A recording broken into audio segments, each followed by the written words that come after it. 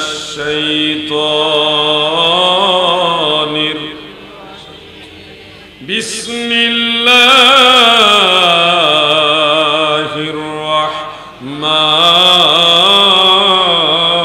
الرحيم قل بفضل الله وبرحمته فبذلك فليفرحوا إلى آخر। আল্লাহ তাআলা বলেন, হাবিব আপনি বলুন, বিফাদলিল্লাহি আল্লাহর ফজল দ্বারা, ওয়া বিরহমাতিহি এবং আল্লাহর রহমত দ্বারা আমার বান্দারা যেন খুশি উদযাপন করে, আনন্দিত হয়। অর্থাৎ আল্লাহ তাআলার তরফ থেকে আল্লাহর ফজল এবং রহমত পেয়ে আমার বান্দারা যেন আনন্দিত হয়, খুশি হয়। এটা তাদের সকল সঞ্চয়ের চেয়ে আরো উত্তম, তাদের সকল আমল অথবা পার্থিব পরকালীন সকল সঞ্চয়ের চেয়ে তাদের কাছে উত্তম কাজ।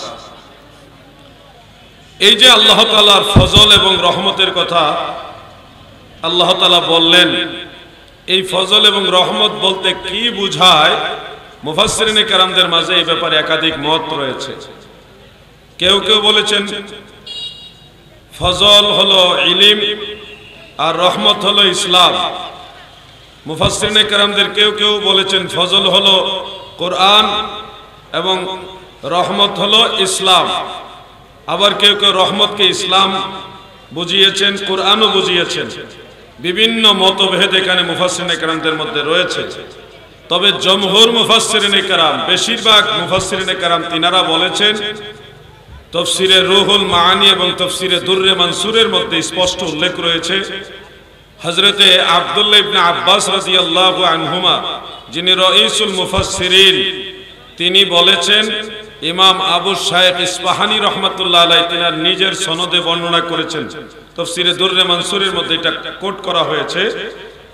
হযরতে ইবনে আব্বাস রাদিয়াল্লাহু আনহুমা বলেন, এখানে বিফাদলিল্লাহ বলতে ইলম বা জ্ঞানকে বোঝানো হয়েছে, অবি রাহমাতিহি রহমত দ্বারা রাহমাতুল লিল আলামিন আমাদের দয়াল নবীজিকে বোঝানো হয়েছে। কারণ সূরা আম্বিয়ার 107 নম্বর আয়াতে আমাদের নবীকে আল্লাহ তাআলা নিজেই বলেছেন, ওয়া মা আরসালনাকা ইল্লা রাহমাতাল লিল আলামিন। নবী গো,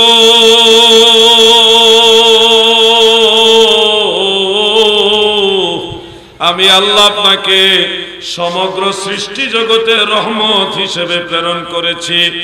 যেহেতু কোরআনুল কারীমের অপর আয়াতে নবীজিকে আল্লাহ তাআলা নিজেই কোরআনে রহমত বলেছেন, সেহেতু তাফসীর কোরআনি বিল কোরআন দ্বারা সাবিত প্রমাণিত হয় এই রহমত হলো রাহমাতুল লিল আলামিন।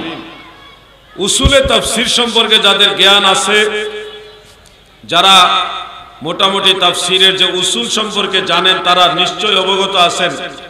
তাফসীরের মধ্যে সর্বশ্রেষ্ঠ তাফসীর হলো তাফসীর কোরআনি বিল কোরআন, অর্থাৎ কোরআনের এক আয়াতকে আরেক আয়াত দ্বারা তাফসীর করা হলো সর্বশ্রেষ্ঠ তাফসীর।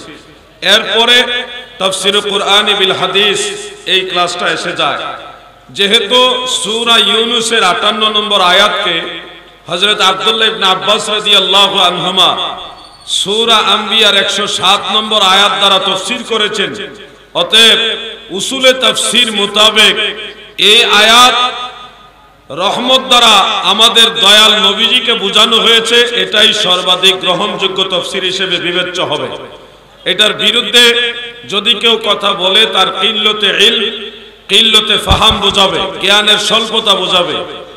আশিক তার গজলের ভাষায়, কবিতার ভাষায় বলেন, রহমতের ভান্ডার নবী তুমি নূরের খনি,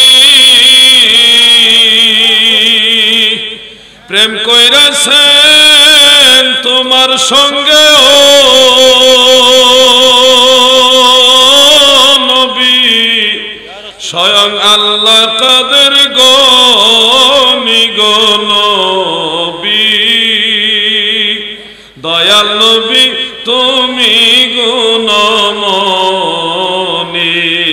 দয়াল নবী তুমি গুণমনি। অতএব নবীজি রহমতের নবী বা রাহমাতুল লিল আলামিন নবী বা অবি রাহমাতিহি দ্বারা যে আমাদের নবীকে বোঝানো হয়েছে, এটা আর সন্দেহ করার কোনো অবকাশ রইল না। আমি আরেকটা বিষয় আপনাদের সামনে তুলে ধরছি, যেটা তিরমিজি শরীফের মধ্যে আছে, ইবনে মাজাহ শরীফের মধ্যে আছে, সহিহ সনদে উল্লেখ। একজন অন্ধ সাহাবী আল্লাহ রাসূলের কাছে গিয়ে দরখাস্ত দিলেন, ইয়া রাসূলুল্লাহ, আমি চোখে দেখি না, আমার দুইটা চোখ অন্ধ। ওগো দয়াল নবী, আপনি যদি আমার এই অন্ধত্বের জন্য আল্লাহ তাআলা যেন আমার অন্ধত্ব দূর করে দেয়, এই জন্য যদি দোয়া করতেন। আল্লাহর হাবিবের কাছে গিয়ে আরজি পেশ করলেন, দরখাস্ত দিলেন। দয়াল নবীজি বললেন, তুমি যদি ধৈর্য ধারণ করো এটা তোমার জন্য উত্তম হবে, তবে তুমি চাইলে আমি দোয়া করব। ওই অন্ধ সাহাবী তিনি বললেন, ইয়া রাসূলুল্লাহ, আপনি বরং আমার জন্য দোয়া করুন যেন আল্লাহ তাআলা আমার চোখ ভালো করে দেন। দয়াল নবী রাসূল করিম সাল্লাল্লাহু আলাইহি ওয়াসাল্লাম ওনাকে বললেন, তুমি উত্তম রূপে ওযু করো, এরপরে তুমি এইভাবে বলো। একটা দোয়া শিখালেন নবীজি। সেই দোয়াটা এইভাবে ছিল, আল্লাহুম্মা ইন্নী আতাওয়াজ্জাহু ইলাইকা বিনবিকা নবীর রাহমাতি সাল্লাল্লাহু আলাইহি ওয়াসাল্লাম, ইয়া মুহাম্মাদু ইন্নী ক্বাদ তাওয়াজ্জাহতু বিকা ইলা রাব্বি ফি হাজাতি। সুবহানাল্লাহ বলেন।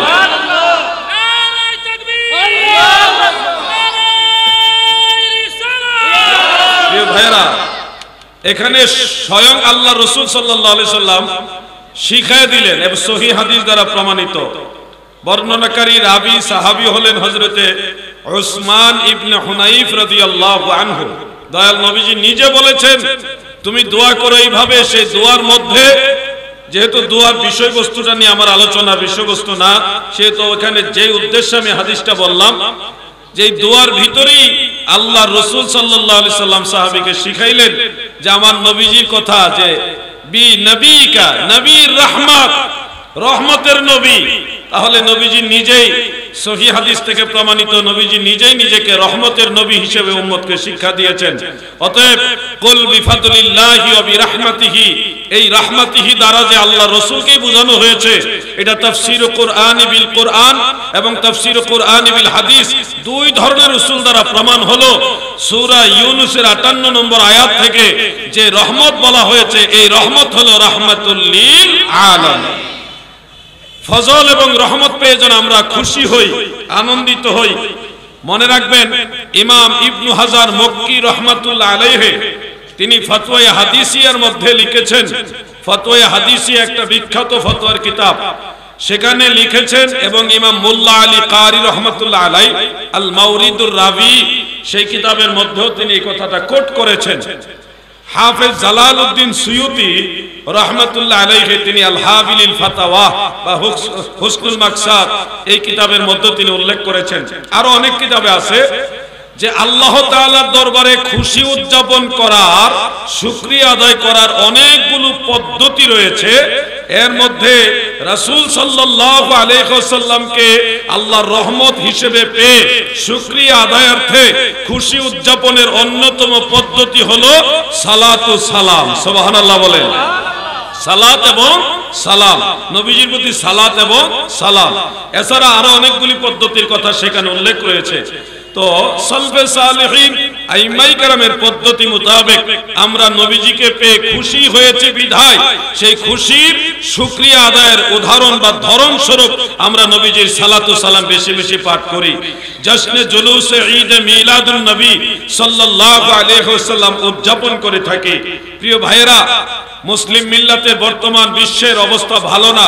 আমি জানি আপনারা আমার কথাগুলি শুনছেন, যারা অন্য ঘরনা, আমরা আলিয়াপন্থী হইলেও, আপনারা কওমি পন্থ হইলেও আপনারা তো মুসলমান দাবি করেন। আপনারা তো দেখছেন সারা বিশ্বের মধ্যে মুসলমানদের কি করুণ অবস্থা চলতেছে। মুসলমানদের কোনো অভিভাবক আল্লাহ ছাড়ার কেউ নাই। মুসলমান হাজার হাজার লাশ ফেলে দিচ্ছে। 20,000-এর উপরে মুসলমান মেরে ফেলেছে শুধুমাত্র ফিলিস্তিনের ভিতরে। কিন্তু সারা বিশ্বের কোন রাষ্ট্রপ্রধান কেউ কিন্তু মুসলমানদের পক্ষে দুইটা কথা বলার মতো, দুইটা অস্ত্র দিয়ে সাহায্য করার মতো পাওয়া যাচ্ছে না। অতএব আমি বলবো মিলাদুন নবী আর ইয়া নবী সালামু আলাইকা সালাতু সালামের এই পদ্ধতি আপনার যদি পছন্দ না হয়, আপনি আমল না করেন, কিন্তু মুসলমানদের মাঝে এই সমস্ত বিষয় নিয়ে আর ফিতনা করবেন না। যারা এটা আমল করে, যারা মিলাদুন নবী পালন করে, তারা কিন্তু এটাকে ফরজ বলে না, ওয়াজিবও বলে না, সুন্নতে মুআক্কাদা বলে না, এটা মুস্তাহাব হিসেবে আমল করে। আপনি যদি মনে করেন আমি এটা আমল করব না, ইখতিলাফ থাকতেই পারে, কিন্তু এটা নিয়ে যেন মুসলমানদের মধ্যে ইফতিরাক না হয়, একজন মুসলমান হয়ে আরেকজন মুসলমানের উপর আঘাত করে কথা বলবেন না। তখন দেখা যাবে নাস্তিকরা সুযোগ নেবে। ইসলামের এই মুসলমানদের মাঝে অনেক দল আছে, মানে লেবাসদারি মুসলমান, যেমন একদল লোক বের হয়েছে যারা আমাদের নবীকে শেষ নবী মানে না, তাদেরকে কাদিয়ানি বলা হয়। গোটা দুনিয়ার সব মুসলমান একমত কাদিয়ানিরা কাফের। আপনি দেখেন, আমরা যদি হানাফি মাযহাবের অনুসারী, ফিকহে হানাফিকে মানি, আহলে সুন্নাত ওয়াল জামাতের আকীদাকে স্বীকৃতি দেই, মানি, আমরা যদি নিজেরা কামড়াকামড়ি করি, তাহলে এই কাদিয়ানিরা সুযোগ নেবে। দ্বিতীয়ত আরেকটা দল বের হয়েছে যারা হাদিসই মানে না, কোন হাদিসই মানে না, তারা বলে শুধু কোরআন মানি। এই আহলে কোরআন, এই দলটার নাম হলো আহলে কোরআন, তারাও সুযোগ নেবে, কারণ তারা তো হাদিস শরীফ, হাদিসের কোনো কিতাবই মানে না, তারা সুযোগ নেবে। এরপরে আহলে হাদিস আরেকটা বেজাল বের হয়েছে, এরা তাদের সুবিধা মতো অনেক হাদিস সহি বানাই দিতেছে, আবার সুবিধা না হলে সহি হাদিসকে জয়ীফ বানাই দিতেছে। এরা আরেকটা ফিতনাবাজ। আমি কামড়াকামড়ি পছন্দ করি না, অনুরোধ করে বলছি শুনুন, অনেক আমল আছে মুস্তাহাব, মুস্তাহসান, অনেক আইম্মায়ে কেরাম করেছেন, সলফে সালিহিন করেছেন, বিদায় শতাব্দীর পর শতাব্দী এটার উপরে মুসলমান আমল করে আসছে। আপনার নিশ্চয়ই উসুল জানা আছে, মা রাআল মুসলিমুনা হাসানান ফাহুয়া ইনদাল্লাহি হাসান, এটা সহিহ হাদিস, মওকুফ ভাবে হযরত আব্দুল্লাহ ইবনে মাসউদ থেকে বর্ণিত, এবং মারফু ভাবে হাদিসটা রয়েছে। আমার দয়াল নবীজি বলেছেন, মুসলমানেরা যেটা ভালো মনে করবে, সমস্ত মুসলমানরা যেটা বলবে ভালো, সেটা আল্লাহর কাছেও ভালো। সুবহানাল্লাহ বলেন। এজন্য আপনি যদি মিলাদ এবং কিয়ামের উপরে অ্যাটাক করেন, আক্রমণ করেন, তখন একদিকে সামাজিক অবস্থানে মুসলমানে দ্বন্দ্ব বাড়বে, মুসলমানে ঝগড়া বাড়বে। আজকের এই মাহফিল থেকে চরমুনার পীর সাহেব জনাব মাওলানা মুফতি রেজাউল করিম সাহেবকে আমি ধন্যবাদ জানাই। তিনি কিছুদিন আগে একটা বক্তব্য দিয়েছেন যে মিলাদ শরীফকে কেউ যদি মুস্তাহাব মনে করে এবং আল্লাহ রাসূল সাল্লাল্লাহু আলাইহি ওয়াসাল্লামের প্রতি মহব্বত রেখে দাঁড়ায় সালাম দেয়, তাহলে এই কারণে তাকে বিদআতি বা ভণ্ড এগুলো বলা ঠিক না। তো এই ধরনের বক্তব্য দিয়ে নিজেদের দূরত্ব কমান। আমি বলবো আর কত আপনি বলবেন এটা জায়েজ নাই, ভাই জায়েজ না জায়েজ বলার যে ফতোয়া, মীমাংসিত যেগুলি বিষয় আছে, মীমাংসিত যত বিষয় আছে, এই সমস্ত বিষয়ে মুকাল্লিদের অবস্থান থেকে এই সমস্ত বিষয়ে আপনার কথা বলার অধিকারই নাই। আপনি যদি ফকিহ হন, একজন মুফতি সাহেব হন, তাহলে যে বিষয়গুলি মীমাংসা করা হয়নি, আইম্মায়ে কেরাম মীমাংসিত যে বিষয়গুলি মীমাংসা করে যাননি, ওই বিষয়ে ফুকাহায়ে কেরাম আলোচনা করতে পারবেন, রায় দিতে পারবেন। কিন্তু যেই ব্যাপারে পূর্বের মুজতাহিদরা আইম্মায়ে কেরাম রায় দিয়ে গেছেন, মীমাংসা করে গেছেন, ওইটা নতুন করে বিকল্প ফতোয়া দিয়া উম্মতের মধ্যে ফিতনা সৃষ্টি করলে আল্লাহর হাবিবের দরবারে আপনি ফাত্তান হিসেবে গণ্য হবেন। তখন নবীজি শাফাত কপালে জুটবে না। উম্মতের মাঝে কিভাবে ইউনিটি তৈরি হবে, এটা আপনি চেষ্টা করেন। আপনি বলবেন যে এই মিলাদ এটা বানানো হয়েছে 604 হিজরিতে বানাইছে, অমুকে বানাইছে, তমুকে বানাইছে। ভাই আপনি ভালো মতো কিতাব আদি মুতাআলা করেন। মিলাদের দুইটা কন্ডিশন আছে, একটা হলো আসলি মিলাদ আর একটা হলো উরফি মিলাদ। উরফি মিলাদটা হলো আমরা যেটা পড়ছি প্রচলিত নিয়মে, এইটা এটাকে বলা হয় উরফি মিলাদ। আর আসলি মিলাদ যেটা মিলাদের মূল কাজ, রাসূল সাল্লাল্লাহু আলাইহি সাল্লামের বেলাদাত শরীফ নিয়ে তাজকিরা করা, আলোচনা করা, নবীজির মিলাদ নিয়ে আলোচনা করা, একটা মজলিস করা, এই ধরনের আসলি যে মিলাদুন নবীর মজলিস, ওটাকে আপনি বিদআত বলতে পারবেন না। কারণ খোদ আল্লাহ রাসূল নিজে এবং সাহাবায়ে কেরাম নিজে রাসূল সাল্লাল্লাহু আলাইহি সাল্লামের বেলাদাত নিয়ে নবীজির মিলাদ সম্পর্কে আলোচনা করেছেন, ওই ধরনের মজলিস করেছেন। এই ব্যাপারে অনেক হাদিস আছে, যেটা আমরা সহজে বলতে পারি সরাসরি আল্লাহর হাবিবের আমল দ্বারা প্রমাণিত সুন্নত। আমি এটা আমার বক্তব্য হিসেবে বলছি না, আমি নকল করছি ইমাম ইবনে হাজার আসকালানী রাহমাতুল্লাহ আলাইহি, ইমাম জালালউদ্দিন সুয়ুতীকে, দুইজন মুস্তাহিদ, ওনারা দুইজনই হাফিজুল হাদিস এবং দুইজনই মুস্তাহিদ। ওনারা বলেছেন, আসলে মাইকটা গলা টানতেছে, কষ্ট হইতেছে কথা বলতে। মাইক ভালোই, কিন্তু গলাটা টানতেছে আর কি, তারা সেটিংটা করতে পারে নাই। মানে যতই জোরে কথা বলতেছে আমার কাছে মনে হইতেছে আপনারা শুনতেছেন না, এই একটু মানে হতাশ লাগতেছে। মাইকটা কন্ডিশন ভালো হইলে আস্তে আস্তে কথা বললো মানে একটা শ্রুতি মধুর করে কথা বলা যায়। একটু দুরূদ শরীফ পড়েন। আল্লাহুম্মা, মাইক দিছে সব বিদেশ নিয়া, এই দেশে মাইক দিছে না। মাওলানা মুহাম্মদ ওয়া আলা,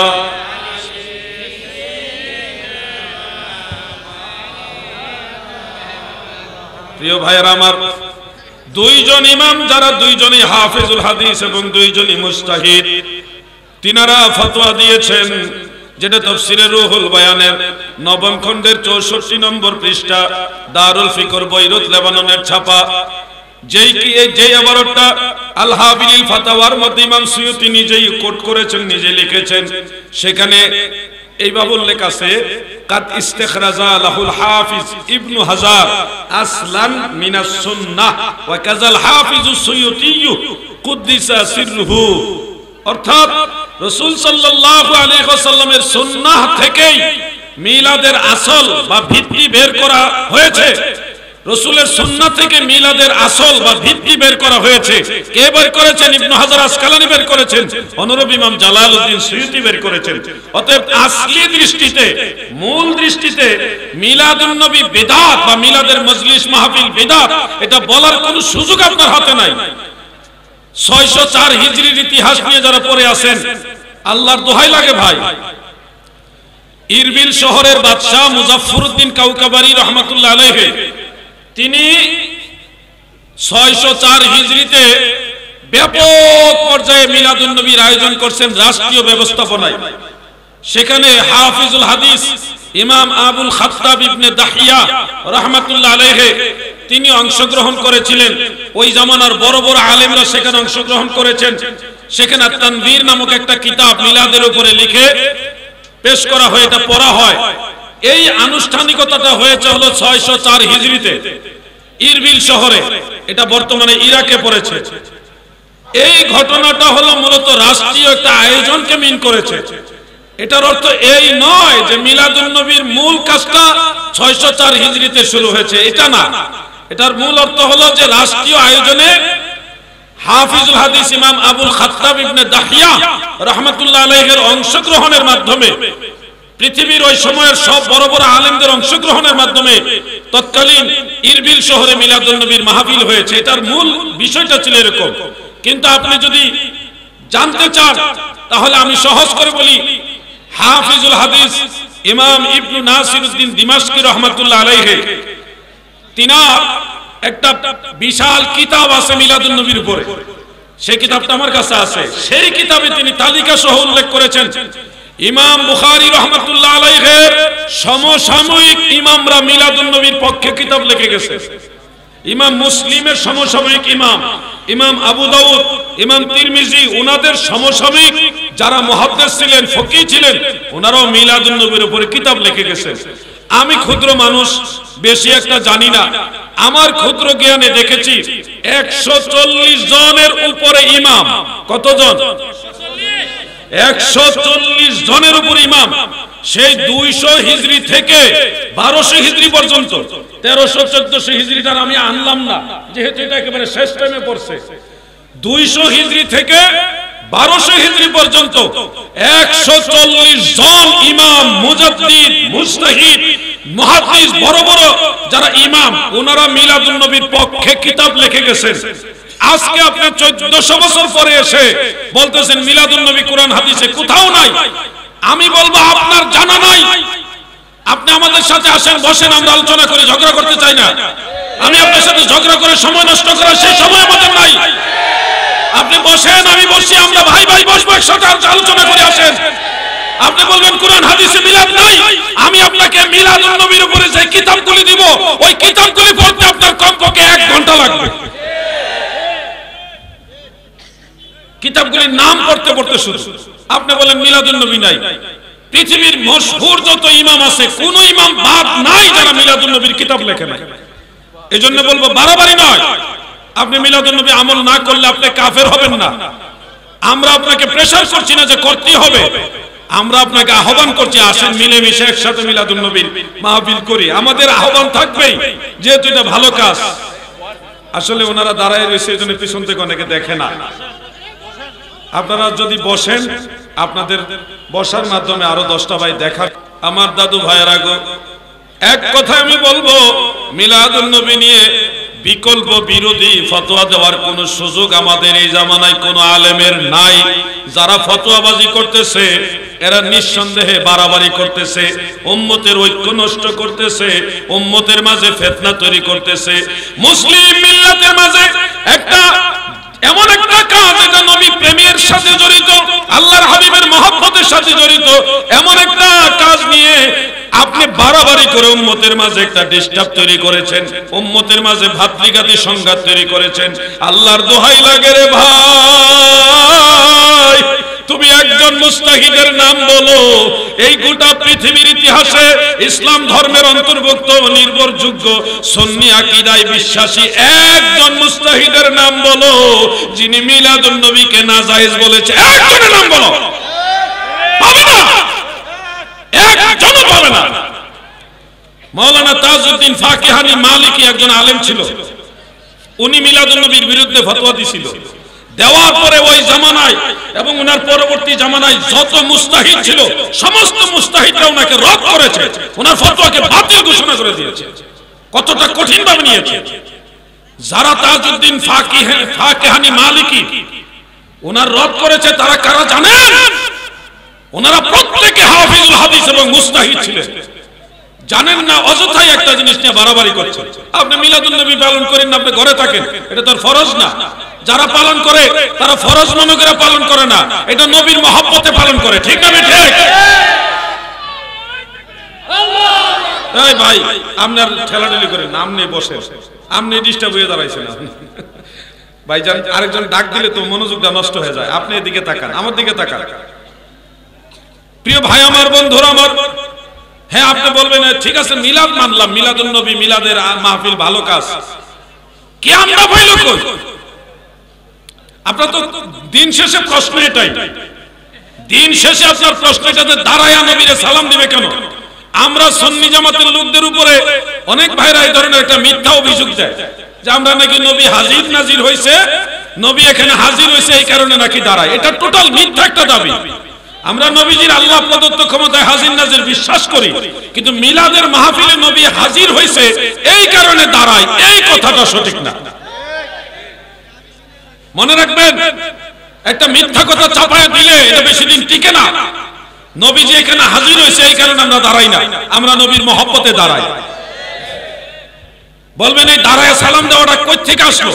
আপনি বলবেন অমুকে শুরু করছে, তমুকে শুরু করছে। না ভাই, আপনি জানেন না আল্লাহ রাসূলের সাহাবারাও নবীজিকে দাঁড়ায় দাঁড়ায় সালাম দিচ্ছে।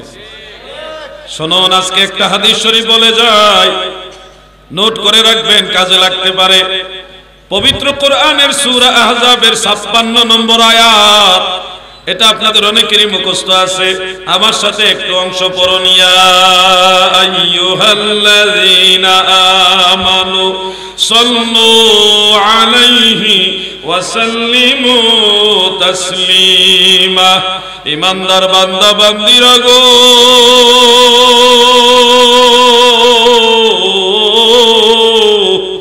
তোমরা আমার নবীর উপরে দরুদ পড়ো এবং সালাম দাও, দরুদ পড়ো এবং সালাম দাও। তবে এখানে একটু বেশ কম খেয়াল করে দেখবেন, আল্লাহ তাআলা দরুদের আদেশ দিয়েছেন সাল্লু, তোমরা দরুদ পড়ো, কিন্তু সালামের নির্দেশটা দিয়েছে একটু ব্যতিক্রম ভাবে, সাল্লিমু তাসলিমা, দারাবতু দারবান, দারাবতু দারবান।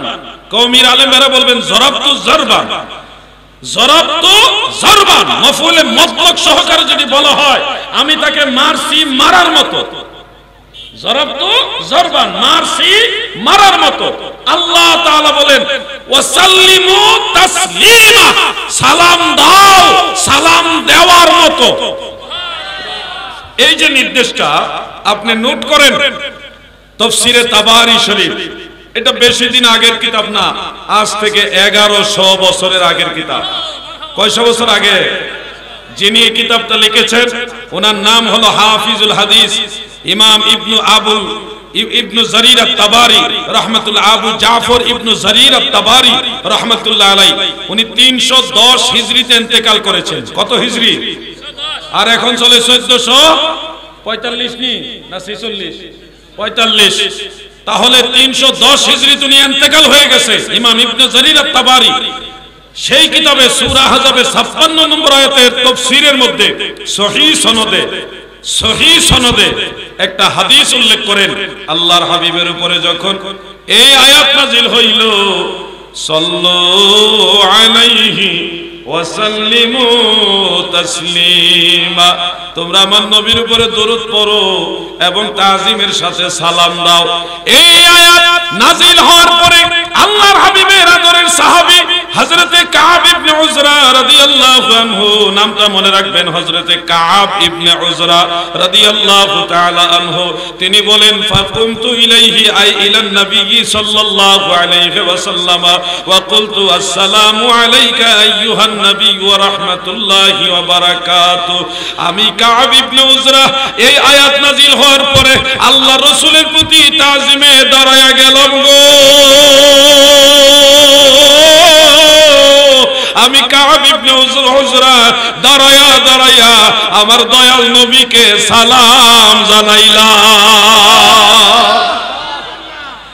আল্লাহর হাবিবের মজলিসে উনি দাঁড়ায়া সালাম দিলেন। আল্লাহ কিন্তু বলে নাই যে দাঁড়াও, আল্লাহ রাসূলও বলে নাই দাঁড়াও, কিন্তু আল্লাহ তাআলা তাকিদ দিয়েছেন যেভাবে সালাম দেওয়া দরকার ওইভাবে সালাম দাও।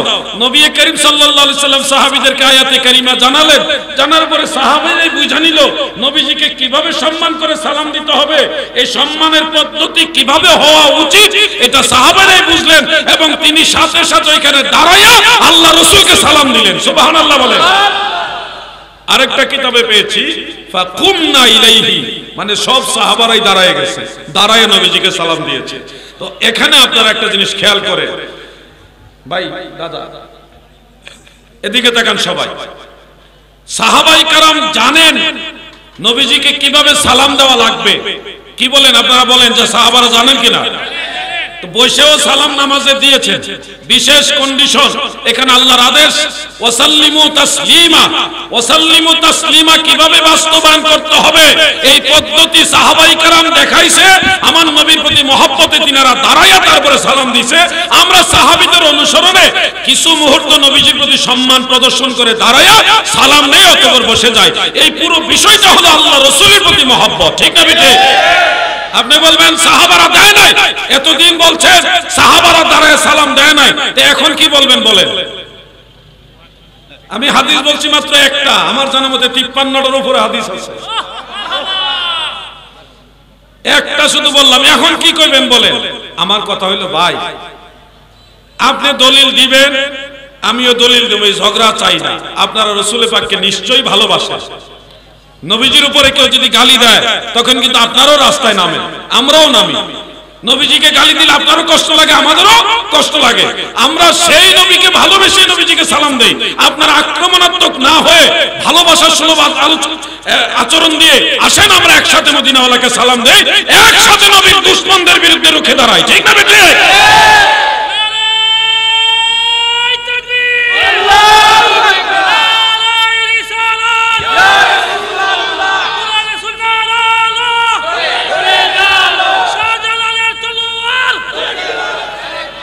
যারা আমার এই কথাগুলি শুনেও যারা সন্তুষ্ট হতে পারবেন না, তাদের প্রতি আমার আফসোস ছাড়া আর কিছুই থাকবে না। আমি অনুরোধ করছি, ঝগড়া না, বহু ঝগড়া করছেন, যে মৌলভী সাহেব 2 টাকা হাদিয়া পাইব, পাইয়া এই উসিলাই উল্টা ফাল্টা ক্রেডিট লইয়া মারহাবা বাহাবা লইয়া চলে গেল, কিন্তু উনি তো মুসলমানে মারামারি লাগাই দিয়ে গেল। আপনি দেখেন, আপনি বলবেন আমি অমুক দলের লোক, আমার দলে মিলাদ মানে না। ভাই আপনার দলের আবিষ্কার হয়েছে আজ থেকে 97 বছর আগে, আর মিলাদ কিয়াম কত হাজার বছর আগে। আপনি বলবেন না আমি এই দলের না, 97 বছরের দলের না, আমি অমুক দলের। ভাই ওই দলের আবিষ্কার হয়েছে 135 বছর আগে। 135 বছর আগে আপনার ওই দলের কোনো অস্তিত্বই ছিল না।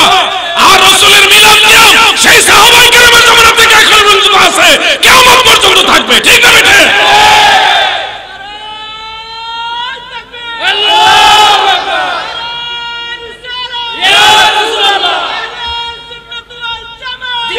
আমার কথা সহজভাবে বলছি, এগুলো নিয়ে ঝগড়া করবেন না।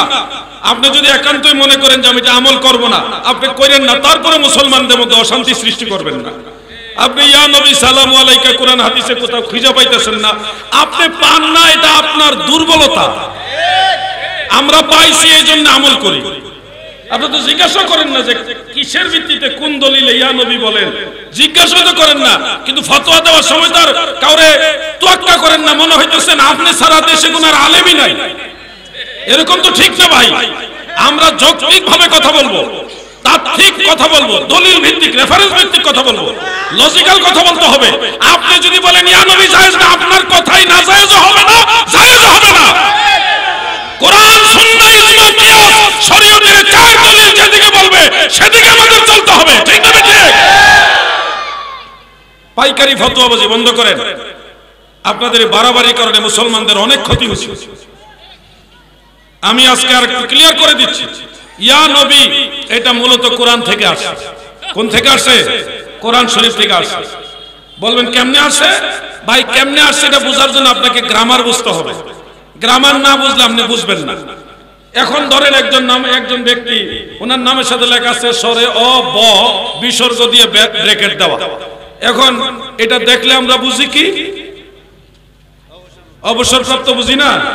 কারো নামে মেজর জেনারেল, মেজর অমুক ব্যক্তি, ব্র্যাকেটে লেখা আছে অফ, সরে অ ব বিসর্গ অফ লেখা আছে। তো এই অফ দেখলে কি বুঝেন? অবসরপ্রাপ্ত। যেই লোক বাংলা ব্যাকরণ বুঝে না, সে কইব এই অফ দিয়া আবার অবসরপ্রাপ্ত হইল কেন? তার কাছে এটা অজানা। আমি বলছি ভাই ইয়া নবী দ্বারা গ্রামার অনুযায়ী, আরবি গ্রামার অনুযায়ী ইয়া আইয়ুহান নবী হয়। লিকাসরাতিল ইস্তেমাল, বেশি বেশি পড়ার কারণে একটা কিয়ামে যখন আমরা দাঁড়াই, মিলাদ শরীফের কিয়ামে, তখন আল্লাহ রাসূলের সম্বোধনটা একবার হয় না বহুবার হয়? এই যে বেশি বেশি ব্যবহার হইতেছে, ইয়া নবী, ইয়া রাসূল, ইয়া হাবিব, এই যে বেশি বেশি ব্যবহার হইতেছে, 3 4 বার 5 বার, অনেক আরো বেশি বার সালাম দেয়। এই বারবার যে একটা জিনিস উচ্চারণ হয়, এটাকে সংক্ষেপ করা হয়েছে। মূলত শব্দটা হলো ইয়া আইয়ুহান নবী। এখন ইয়া আইয়ুহান নবী একটা লম্বা শব্দ, এটাকে শর্ট করা হয়েছে লিকাসরাতিল ইস্তেমাল, অধিক পরিমাণে ব্যবহারের কারণে ইয়া আইয়ুহান নবীকে সংক্ষেপ করা হয়েছে ইয়া নবী। এটা গ্রামারের নিয়ম অনুযায়ী করা হয়েছে। আপনি যদি গ্রামার না বুঝেন মিয়া ভাই, ওই যে দ আডুবাঙ্গা দ আকার বিসর্গ আর ব আকার বিসর্গ দিয়ে যেমন সংক্ষেপ একটা দুয়া বোঝান, র অন্তস্থ র বা বয়শূন্য র যেটাই বলেন, এই র লেখা হ দিয়া বিসর্গ মাইরা যে রহমাতুল্লাহ আলাইহি বুঝান, হ্যাঁ অন্তস্থ র বা বয়শূন্য র আকার দিয়ে বিসর্গ দিয়া রাদিয়াল্লাহু আনহু বুঝান, ওইটা যেমন বড় একটা কথারে সংক্ষেপে বিসর্গের মাধ্যমে ছোট করা হয়েছে, ঠিক তেমনি ভাবে পবিত্র কোরআনের ইয়া আইয়ুহান নবীকে সংক্ষেপ করা হয়েছে ইয়া নবী। হেইটা বুঝো, এটা বুঝো না, আর না বুঝতে ফতোয়া দিয়া মুসলমানে লাগাইছে একটা গন্ডগোল। আল্লাহর রাস্তে বলছি, আপনি যদি মনে করেন না আমি সংক্ষেপে এমনি সালাম দিতাম না, আমি পুরোটা দেব, তাও দেন। আমার তো ইয়া নবী এস্টাবলিশ করার উদ্দেশ্য না। আমাদের মূল টার্গেট হলো আল্লাহ রাসূলকে সালাম দেওয়া। ঠিক না ঠিক ভাই? আমরা নবীজি সালাতু সালাম চাই, ঝগড়া চাই না ভাই। কতদিন আর ঝগড়া করব বলেন? ঝগড়া করতে হতে একটা এনার্জি লাগে। আজাইরা খাইয়া, হ্যাঁ আল্লাহর দেওয়া ক্ষমতায় নিজের খাই আপনার লোকে ঝগড়া করতে আমরা কার মন চায়? কিন্তু আপনি যে কোনো কথা বলবেন, আইমাই কারামের রেফারেন্স দিয়ে কথা বলেন, সমাজে ফিতনা সৃষ্টি হবে না, মুসলমানে ভাতৃঘাতী সংঘাত হবে না। আল্লাহর ওয়াস্তে অনুরোধ করে গেলাম এই কথাগুলো। আমি জানি আমার কথাগুলি সবাই শুনতেছেন। আমি কারো উপরে কটাক্ষ করে কথা বলছি না, কারো উপরে আঘাত করে কথা বলছি না, সম্মান দিয়ে বলছি ভাই। আপনি যদি বলেন হ্যাঁ হুবহু সাহাবারা যেটা যেভাবে করে নাই, হুবহু সাহাবায়ে কেরাম যেটা যেভাবে করে নাই, এটা করা যাবে না, এটা বিদআত। এই ফতোয়া যদি আপনি জারি করেন তাহলে আপনি নিজেই ফাঁসে যাবেন। আপনি নিজেই ফাঁসে যাবেন। কেমনে ভাসবেন জানেন? আপনি এক নম্বরে ভাসবেন মসজিদে কালেকশন বন্ধ করতে হবে। ডিব্বা দিয়া করেন আর ফট দিয়া করেন আর বাক্স দিয়া করেন, মসজিদ মাদ্রাসা কালেকশন হয় কিনা বলেন? তো হুবহু এই সিস্টেমে কালেকশন সাহাবায়ে কেরাম করছেনই। এখন যদি আপনার ফতোয়ায় কালেকশন বন্ধ হয়, এই মসজিদের ইমাম, মুয়াজ্জিন, মাদ্রাসার হুজুরদের বেতন কি আপনি দিবেন? পাগলামির একটা সীমা আছে। মনে রাখবেন, বিদআত দুই ধরনের। আল্লাহ রাসূল বলছে দুই ধরনের আবিষ্কার আছে। আমি বলি না, আল্লাহ রাসূল বলেছে, মান সান্না ফিল ইসলামে সুন্নাতান হাসানা কানা লাহু আজরুন। যারা ইসলামে ভালো কোন রীতি প্রচলন করে, এটার জন্য তার সওয়াব আছে। আবার মন্দ রীতি উদ্ভাবন করলে এটার জন্য গুনাহও আছে। এখন মানুষ, আমরা যারা মুসলমান, আমাদের মাঝে যেমন ধরে কোরআন শরীফে জের, জবর, পেশ, জজম এটি আসেনি, কোন জোরে কোন আসেনি? আর আপনি যদি বলেন যে সাহাবায়ে কেরাম যা করে নাই তা করা যাবে না, আপনি তো কোরআন শরীফে জের, জবর, পেশ, জজম, তাসদীদ এগুলি মুস্তাহাবে করেন। এটা সাহাবীদের জমির যুগে ছিল না রে ভাই। সবগুলি একসাথে যুগ হয় না, ধাপে ধাপে যুগ হয়েছে। আপনি এই অশান্তি তৈরি করবেন না। বিদআতের মাপকাঠি দিয়ে যদি মাপ দেওয়া হয়, তাহলে তাফসীরুল কোরআন মাহফিল নামে কোনো মাহফিল সাহাবারা করে নাই। সিরাতুন নবী নামে কোনো মাহফিল সাহাবায়ে কেরাম করে নাই। বিশ্ব ইজতেমা নামে টঙ্গীর তীরে যেটা হয়, এই ধরনের কোন সম্মেলন সাহাবায়ে কেরাম করে নাই। চরমোনাই দরবারে যে 3 দিন ব্যাপী সম্মেলন হয়, এই ধরনের প্রচলিত সম্মেলন সাহাবায়ে কেরাম করে নাই। দরবারে দরবারে যত অনুষ্ঠান হইতেছে, আপনাদের মাদ্রাসা মাদ্রাসা যত অনুষ্ঠান হইতেছে, এই সিস্টেমে সাহাবায়ে কেরাম কোনো অনুষ্ঠান করে নাই। সালানা জালসা যেই নামে করেন, যেই দলিল আপনার সিরাতুন নবী মাহফিল জায়েজ, যেই দলিল আপনার তাফসীরুল কোরআন মাহফিল জায়েজ, যেই দলিলে বিশকে ইজতেমা জায়েজ, টঙ্গী ইজতেমা জায়েজ, যেই দলিলে চরমোনাই সম্মেলন জায়েজ, আহলে হাদিসের সম্মেলন জায়েজ, যেই দলিলে মাদ্রাসার সালানা জালসা জায়েজ, সেই দলিলে মিলাদুন নবীও জায়েজ।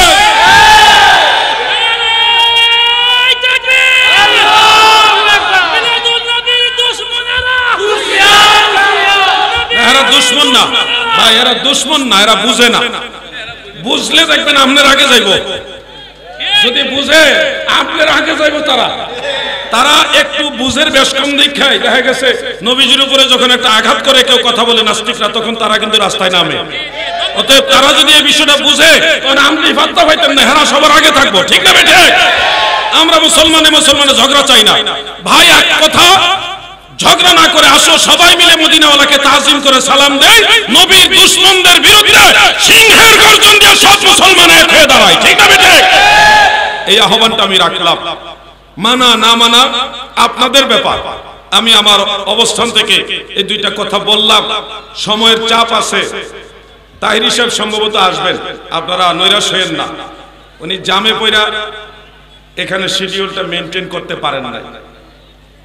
আপনারা জানেন, ইদানিং চান্দুরা থেকে ইসলামপুর এই জায়গাটা অযথাই জাম লেগে যায়। জ্যামের কারণে উনি এখানে শিডিউলটা মেনটেন করতে পারে না। উনি ওইদিকে প্রোগ্রাম করে এখানে ইনশাল্লাহ আসবেন, এটা আমরা আশাবাদী উনি আসবেন। তা আপনারা আশাহত না হয়ে আশাবাদী থাকবেন ইনশাল্লাহ। আরেকটা কথা যুবকদের উদ্দেশ্যে বলি, কোন ভণ্ড পীরের কাছে যাবে না। সে তোমার দুনিয়াও ধ্বংস করবে, আখিরাতও ধ্বংস করে দিবে। কোন ভণ্ড পীরের কাছে যাওয়া যাবে না। কোন পীর সাহেবকে, কোন মাজারকে সেজদা দেওয়া যাবে না। সেজদার একমাত্র মালিক আল্লাহ। সেজদার একমাত্র মালিক কে? আল্লাহ। আল্লাহ ছাড়া কাউকে সেজদা দেওয়া যাবে না। পীর ও মুর্শিদ ওলি আল্লাহদেরকে, মা বাবাকে, বুজুর্গ উস্তাদকে কদম দোষী করা যাবে, কিন্তু সেজদা করা যাবে না। এগুলি মনে রাখবেন। খুদ মাওলা আলী রাদিয়াল্লাহু আনহু থেকে শুরু করে সিদ্দিক আকবর, ফারুক আজম, উসমান জুন্নুরাইন, সমস্ত সাহাবায়ে কেরাম, এমনকি আমিরে মুয়াবিয়া রাদিয়াল্লাহু আনহু সহ কোন সাহাবীর সমালোচনা বা গালাগালি করা যাবে না। সমস্ত সাহাবারা আমাদের মাথার তাজ। মনে থাকবে, যে সাহাবীদের গালাগালি করে সে আহলে সুন্নাত ওয়াল জামাত হতে পারে না। এগুলি মনে রাখবেন। জিকিরের নামে ভণ্ডামি করা যাবে না। জিকির করবেন আল্লাহ। জিকির আল্লাহর করতে গিয়ে এমন বিকৃতি বা বিকৃত আওয়াজ করবেন না যেটা আল্লাহও বোঝায় না, নবীও বোঝায় না, কিছুই বোঝায় না। তো এই ধরনের ভণ্ডামি জিকির থেকে নিজেরা বিরত থাকবেন। অনেক কালবি জিকির আছে পীর মুর্শিদরা শিখায়, ছাড়তে আল্লাহ টানতে হো বা টানতে আল্লাহ ছাড়তে হো, এইভাবে নিঃশ্বাসে নিঃশ্বাসে জিকির করা যায়। ওইটা নিয়ম মোতাবেক করতে হইব। আর যদি আপনারা ওই তরিকার নিয়মও করেন না, পীর মাশাইখকে শিক্ষা দেওয়া নিয়মে না কইরা এই ধরনের বিকৃত আওয়াজের জিকিরের নামে ভণ্ডামির কারণে শিক্ষিত সমাজ আমাদের সুন্নিদেরকে পছন্দ করে না। মাথায় একটা ফাগড়া লাগাইছে, তাও রুমাল দিয়া, মহিলাদের রুমাল দিয়া, আবার গলায় আরেকটা ঝুলাইছে। ভাই এত কাপড় গায়ে দেশ কেমন, তোর কাপড় দেখলে আমার গরম লাগে। আশ্চর্য হইস। অবশ্যই পাগড়ি পরা সুন্নতের রাসূল। ওই যে আমাদের হুজুর পাগড়ি মাথা দিছে, কত সুন্দর লাগে। হুজুরে তো সেজদা দিলে কপাল মাটিতে লাগবে, কোনো সন্দেহ নাই। কিন্তু তারা যেই সিস্টেমে পাগড়ি পরে, একবারে এই হানি লয়ে পরে পাগড়ি, তো সেজদাটা দিলে তো কপালটা লাগবে না। এই ধরনের পাগড়ি যেটা সেজদা দিলে কপাল জমিনে লাগে না, ওই ধরনের পাগড়ি হইল মাকরু। আর যে এই যে হুজুর যেভাবে পড়ছে, এটা হলো সুন্নত। সেজদা দিলে কপাল জমিনে লাগতে হবে, এই নিয়মগুলি আপনাদের জানা থাকতে হবে। আর কোটি 3-4টা লাল রঙের কোন কাপড় পুরুষের জন্য জায়েজ নাই। লাল রঙের পাগড়ি লাগাই আমরা হুজুররা ওয়াজ করা শুরু করতেছি। লাল কাপড় পুরুষের জন্য মাকরু, আর লাল রঙের পাগড়ি লাগাই হুজুররা লাইন ধরে ওয়াজ করতেছে। আলাউদ্দিন জিহাদের বিরুদ্ধে আবার খেপে। আমি কি করতাম কোন, আমি কি জায়েজ কইতে পারবো? প্রিন্সিপাল হুজুর, আমি যদি আজকে কই লাল কাপড় জায়েজ, কালকে তো আপনি আমার বিরুদ্ধে দাঁড়াইবেন। কি কথা ঠিক না? আমি যদি আজকে বলি লাল রুমাল ব্যবহার করা যাবে, লাল পাগড়ি ব্যবহার করা যাবে, কালকে হুজুরই আমার বিরুদ্ধে ফতোয়া দিবে। জিহাদ হিসাবে এই মাসলাটা ভুল কইছে। এখন ভুলটাও কইলে বিপদ, সত্যটা কইলেও বিপদ। আমি বলছি মাঝখানে বড় ঝামেলা। আপনারা মিলেমিশে থাকেন, ঐক্যবদ্ধ থাকেন, ইসলাম এবং সুন্নিয়তের পথে থাকবেন, আহলে সুন্নাত ওয়াল জামাতের হক পথে থাকবেন, এই আহ্বান রেখে না আমার লজ্জা দিয়েন না। আমি আপনাদের খেদমতে না আনেন লোক নিয়ে আসেন, 2 মিনিট একটু দুরূদ শরীফ পড়ুন। আল্লাহুম্মা সাল্লি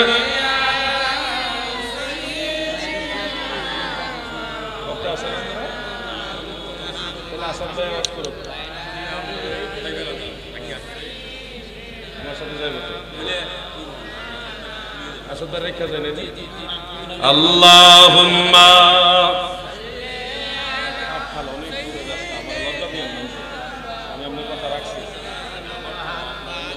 ওয়ালা আলি সাইয়্যিদিনা। আমাদের মাওলানা মুফতি গিয়াসউদ্দিন আত-তাহিরি সাহেব আসতেছেন এবং মাওলানা হাসানুর রহমান হুসাইন নকশবন্দি, ওটা ভাড়া বাস, বাতিলদের দমন করার জন্য একটু গরম বাস আর কি। এটা ওনারা দুইজন এক লগেই আইতাছে। হয়তো তাহিরি সাহেব আগে ধরবো, নকশবন্দি সাহেব পরে ধরবো, আর নয় নকশবন্দি সাহেব আগে ধরবো, তাহিরি সাহেব পরে ধরবো। দুইজন এক লগে আইতাছে। আইতে গিয়ে দেখা গেছে এখন একটু সময়ের মধ্যে গ্যাপ। আমার সাথে খুলনা থেকে একজন মেহমান আসছে, আপনারা মনে করেন বোনাস হিসেবে পেয়ে গেছে। সেই খুলনা ঝিনাইদহ জেলার মুফতি মাওলানা আসাদুজ্জামান, অত্যন্ত সুকণ্ঠী এবং ভালো একজন বক্তা, ভালো একজন আলেম। তিনি কিছুক্ষণ আলোচনা করবে, এরপরে হয় তাহিরি ভাই আসবে, না হয় নকশবন্দি ভাই আসতেছে। এইটুকু আপনাদের কাছে দাবি রাখলাম। এটা একটা ঐতিহ্যবাহী মাহফিল। মাহফিল একটা ইবাদত মনে করবেন, এখানে মনোরঞ্জনের জন্য না, ইবাদত মনে করে আপনারা মাহফিলে থাকবেন এবং আনন্দের সাথে ওনার আলোচনা শুনবেন ইনশাআল্লাহ। আজকে ও লেখাত ভুল হয়েছে, মাহফিল কিন্তু 79 বছর ধরে চলতেছে। সবাই বলেন মারহাবা। হ্যাঁ 48 লেখছে, কোথায় 79 আর কোথায় 48? হায় হায় হায়, শেষ করে লেখছে। তো সবার কাছ থেকে আমি বিদায় নিলাম। আল্লাহর রাস্তায় উঠবেন না। আর মুফতি আসাদুজ্জামান